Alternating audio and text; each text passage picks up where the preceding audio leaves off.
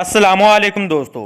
तो दोस्तों, आज हम आपको बताने वाले हैं कि एटम बम गिराने के लिए आखिरकार जापानी शहर हिरोशिमा और नागासाकी को ही क्यों चुना गया।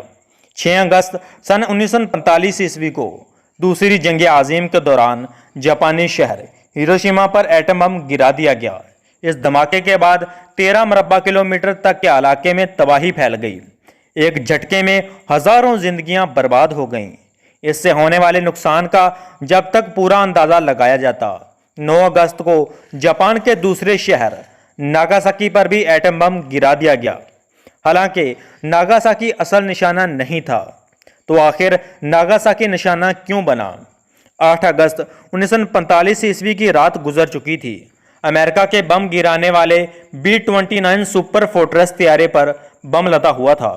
बड़े से तरबूज के साइज वाले इस बम का वजन 4050 किलोग्राम था। इस दूसरे बम के निशाने पर जापान का सनती शहर कोकरा था। यहाँ जापान की सबसे बड़ी और सबसे ज्यादा असला बनाने की फैक्ट्रियां थीं। सुबह 9:50 पर नीचे कोकरा नजर आने लगा। इस वक्त B-29 तैयारा 31,000 फीट की बुलंदी पर परवाज कर रहा था, लेकिन शहर के ऊपर बादल थे। तैयारा फजा में घूमकर बादलों के हटने का इंतजार करता रहा। B-29 फिर से लौटकर कोकरा पर आया, लेकिन जब बम गिराने का वक्त आया तो शहर पर धुएं का कब्जा था और नीचे तोपें आग उगल रही थीं। B-29 का ईंधन तेजी से कम हो रहा था और अब तैयारे में सिर्फ इतना ईंधन ही बचा था कि वो वापस लौट सके। तैयारा ज्यादा देर फजा में इंतजार नहीं कर सकता था। इस मुहिम के ग्रुप के कप्तान लियोनार्ड चेशर ने बाद में बताया, हमने सुबह 9 बजकर परवाज शुरू की थी तो कोकरा निशाने पर था। जब हम वहां पहुंचे तो बादल थे। तभी हमें इस इलाके को छोड़ने की हदायत की गई थी और हम दूसरे टारगेट की तरफ बढ़े, जो कि नागासाकी था। कुछ ही देर में एक भारी भरकम बम तेजी से जमीन की तरफ बढ़ रहा था। 52 सेकंड तक गिरने के बाद बम जमीन से 500 फीट ऊंचाई पर ही फट गया। घड़ी में वक्त था 11:02।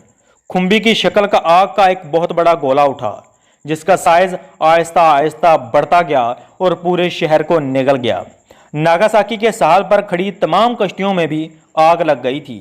कोई ये जान भी नहीं सका कि इनके शहर के साथ आखिर हुआ क्या।